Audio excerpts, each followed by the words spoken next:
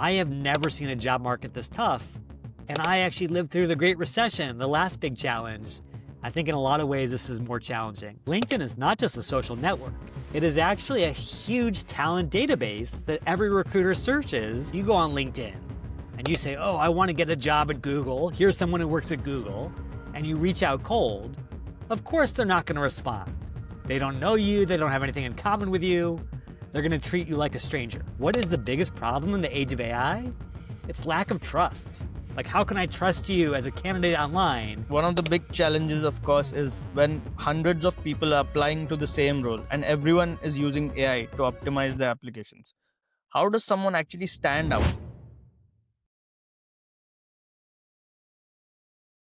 Welcome to Data Career School. Today we're joined by Jeremy Schiefling, former LinkedIn insider, best-selling author, and one of the leading career experts who's helped thousands of students and job seekers land roles at top companies through his books, courses, and university programs. Jeremy, it's an absolute honor to have you on the show.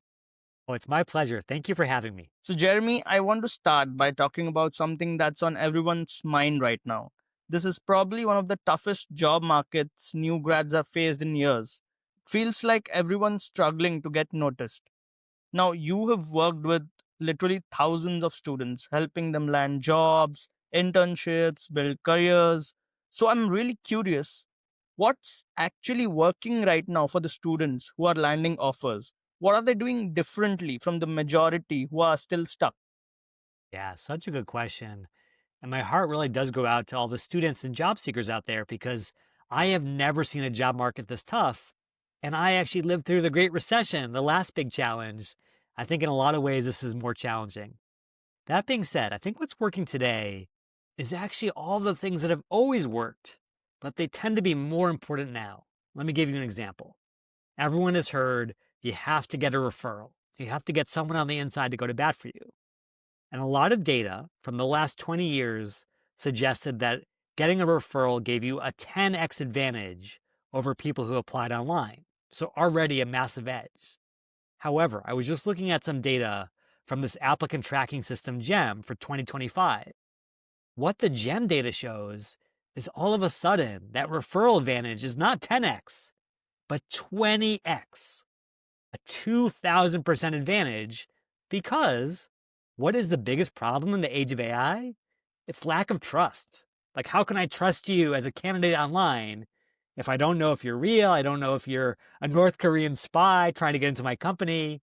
Versus if someone inside my company refers you, that is the only sign I have that I can trust you. And that's why it's more important than ever. That's true. That's true. So, networking and referrals are supposedly the golden ticket to getting a job now. But my question is, cold outreach is getting harder than ever with everyone's inbox flooded with messages. And if someone actually responds, it's still a huge question of, okay, now what do I do? How do you take that response and turn that into a referral or an actual interview? So it's interesting. The same process that powers referrals, this sense of mutual connection, someone in common, is actually the way to find that person in the first place. So for example, if you go on LinkedIn and you say, oh, I want to get a job at Google, here's someone who works at Google, and you reach out cold, of course they're not going to respond. They don't know you. They don't have anything in common with you. They're going to treat you like a stranger. However, if you find that person's profile on LinkedIn, you might notice that you have 5 mutual connections. Now, instead of reaching out cold, you get a warm intro from someone who binds you together. And so again, the same social proof of a referral is how you get in touch with that person in the first place, through that power of trust. That's true. That's true. And taking that a step further, for someone with no referrals and let's say no network, what's the simplest, most effective way to start building a network from scratch in 2026? How can someone build genuine connections on LinkedIn when they feel they have nothing to offer in return? So here's the thing. You don't need to build a network from scratch because everyone has 2 natural networks. The first one are the people that you know in the real world. So here's an interesting stat. The average user on LinkedIn has about 50 connections. the average human being tends to know 5,000 people over the course of a lifetime. That tells me that most people are not getting credit for 99% of the people that they actually know. And if you don't have that credit on LinkedIn, LinkedIn can't show you mutual connections. It can't show you insiders of the company you know. And so you're missing out. So that's your natural tribe. Then you also have your school tribe. Let's say that you're going to, I don't know, Georgia Tech, and maybe you're coming from India or coming from China. You say, I don't know anyone in America. Well, you actually know 100,000 people because that's how many alumni from Georgia Tech are on LinkedIn and who would like to help you if you reach out the right way. If you focus on your commonality, focus on your shared affiliation, get them excited about what you have in common. So bottom line, no one should say, oh, I don't have any network, because we all have two really powerful networks just as humans. That's so true. If we zoom in on LinkedIn itself, because it's not just a networking platform. For many people, it's basically their online career identity. What's the one thing on a LinkedIn profile that makes the algorithm say, show this person to recruiters versus burying them in a sea of profiles? Yeah, this is so important because what everyone needs to understand is LinkedIn is not just a social network. It's not a place to waste time or to post about what you ate for lunch. It is actually a huge talent database that every recruiter searches to find your specialty, to find your skills. And the way that the algorithm sorts through those a billion profiles is it says, hey, we need to find a really powerful signal in all this noise. Well, it turns out there's a lot of noise in your experience section, a lot of noise in your skill section, but your headline, that little text right below your name, is limited to 220 characters, shorter than a tweet, which means it's harder to game, it tends to be a more authentic signal, and it gets more weight in the algorithm. So if someone out there is a student, don't just have a headline that says student at Georgia Tech.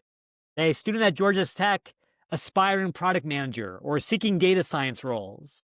That's how you signal in the most important section. This is where I am. This is what you can find me for. Right. And building on that, AI is now baked into how recruiters search, how profiles get recommended on LinkedIn, and how people discover opportunities now.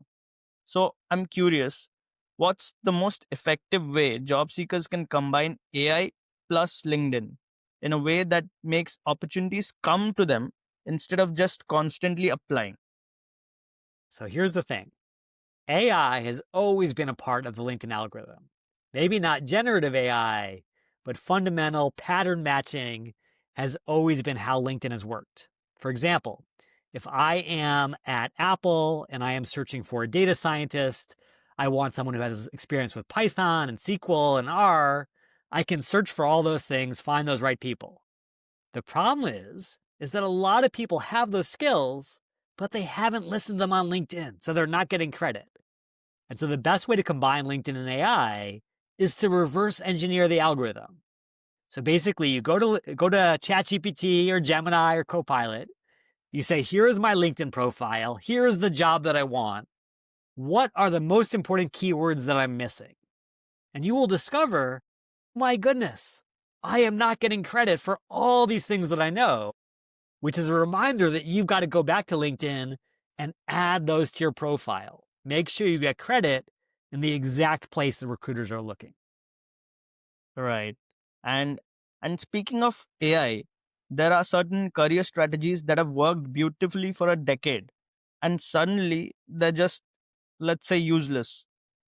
So, according to you, what's one career strategy that has worked for years but is now completely dead because of AI?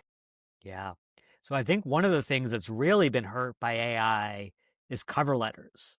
A lot of people were so impressed when ChatGPT came out 3 years ago. They said, oh, I never have to write a cover letter again because I can just say, ChatGPT, write a cover letter for Google, and now I'm done. The problem is everyone's doing that. And so if you're a data science recruiter at Google, you are seeing all these cover letters that say, Dear Sir or Madam, I am writing to express my interest in the data science role at Google. And instantly you have three immediate thoughts. Number one, this person used AI. Number two, they used AI in a really lazy way. Number three, they must be lazy themselves. They're rejected. And so it's not enough just to have a grammatical, mechanically correct cover letter. Now you have to go one step further to actually make it personal, to make it passionate, to make it engaging, because just taking someone off the AI printer isn't good enough anymore. Right. But even when we speak of hiring, AI is the new gatekeeper now, with AI now screening resumes and even conducting first round interviews. What's becoming absolutely non negotiable to actually get hired today? Yeah. So I think that the really ultimate thing is that at the end of the day, we are no longer hiring people just for their skills because AI can often do a lot of the skills. AI can do data science, it can do web design, it can do graphic design. What we're hiring is a great teammate to do those skills. Someone that we actually want to work with, who's someone that we're excited to spend time with. And so if you just say, I'm going to go through this process and be as cold and emotionless as possible, but my skills are so good it doesn't matter, you are fooling yourself in 2025. Because at this point, the only reason we're still hiring humans is for their humanity, not for their technical skills. And so you want to be that amazing colleague who inspires others, who makes others excited to come to work, not just the person who does the job and then leaves without making an impact. That's right. And even when we speak about this, one thing comes to every candidate's mind is resume. How much do ATS systems really matter today, especially with ATS systems getting smarter with AI? Like, give me the anatomy of a resume that gets through ATS and gets a callback. And when I speak of this, I want to know, like, how should students be thinking about keywords, formatting, and structure differently today? So here's the interesting thing. Resumes still matter, applicant tracking systems still matter, but they pale in comparison to the power of relationships and everything we talked about at the beginning. So look at this. We said that today in 2025, your chances of getting a job are 20 times higher if you get a referral versus if you get through the ATS, now you still have to jump through 100 other hoops of phone screens and AI screens and all this stuff. So it's not enough just to put all your eggs in that one basket of the resume and say, oh, I have a good resume. Now I'm going to get a job. Instead, keep your eyes on the bigger prize, which is what really matters. Do I have the relationships? Do I have the connections? Do I have the things that really give me leverage to get me hired? Right. And one of the big challenges, of course, is when hundreds of people are applying to the same role and everyone is using AI to optimize their applications with the same keywords, with the same action verbs, with the same bullet points. How does someone actually stand out? Yeah, absolutely. So here's a strategy that I encourage people to think about, and that is who really has both the power and the interest to speak with me. I think a lot of times students will say, oh, I've got a clever idea. Instead of just working on my resume, I'm going to reach out to the recruiter because that way I'll have a personal connection. Well, it's a good idea in theory, but the problem is that recruiters are mercenaries. The average recruiter in America is juggling 40 different roles at one time, which means they can't be completely loyal to a specific role because they have 39 other jobs to focus on. Their goal is volume, their goal is speed, not necessarily to find the perfect candidate, which is why if you reach out as a student, recruiters may not respond. On the other hand, who really cares about finding the best talent? It's not the recruiter, it's the hiring manager, your future boss. Because even though the recruiter has 40 people to hire, the hiring manager may have only one. And that one hire can change the course of their career. A great hire makes them awesome. A terrible hire gets them fired. And so, if you go on LinkedIn and search for the phrase, I'm hiring, what you will see is all these hiring managers saying, I am looking for your talent. I want to find someone who's really awesome because my own career depends on it. And if you can build a relationship with your future boss before you even apply for the job, all of a sudden you have a way better chance of getting that job than just someone who focused on the resume. That's some solid advice, Jeremy. And I wanted to talk about a contradiction that nobody's speaking of. Some companies are rejecting candidates because they can tell AI wrote their application. Others expect you to use it today. How do you navigate that as a applicant? Yeah, it does feel a little hypocritical, right? In fact, I think Anthropic, which makes Claude, even has a policy on their hiring website that says do not use AI on your application, which is the ultimate irony. However, here's the reality. It's not so much that companies are trying to catch people using AI.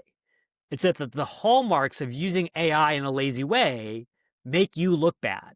So, like we were talking about with the cover letter, if I see the same style and the same approach, that tells me that you're lacking in creativity, you're lacking in originality, probably not someone I want on my team. However, if you use AI to make yourself more distinct, to tell a really powerful story, you can ask AI, interview me about this role, help me identify 3 ways I can solve the hiring manager's pain point. You'll probably identify stuff that most job seekers never thought of. And even though you used AI, you used AI the smart way to actually stand out, not to blend in with everyone else. I think that's the difference that hiring managers really care about. Right. And Jeremy, my final question before we wrap this up is, across everything we've talked about today, what's the biggest opportunity you see right now that most job seekers are completely missing? What should people be jumping on immediately? Yeah, absolutely. So here's the number one thing. We're going to start right back at the beginning, which is AI is great for resumes, AI is great for interview prep and all these things. But AI is really, really good for career exploration. If you are going out there and applying for a job just because it's the job that your friends want or the job that your parents want for you, that's not good enough. You now have a career coach in your pocket who can help you find the right path. And so, my challenge to everyone listening to this is next time you sit down with AI, say, hey, here are my strengths, here are my passions, here are the things that really light me up. What are 10 job titles that actually make sense for who I am, not just for my friends? And I suspect that a lot of people will find roles that are a way better fit than just the roles that they focus on out of FOMO versus the roles that are truly right for them. And I think if you can start from that perspective, you're going to be so much more successful in everything else that you do. Jeremy, thank you so much. This was an absolute masterclass. Seriously, thank you for dropping so much value, man. And for everyone listening, if you found this valuable, make sure to follow for more conversations like this. And if something we said stood out to you, share it on LinkedIn and tag us. I'd love to hear your takeaways. Also, make sure to follow Jeremy for more of his expert tips on careers and job searching. Links are in the description. Thanks for listening, and I'll see you in the next episode.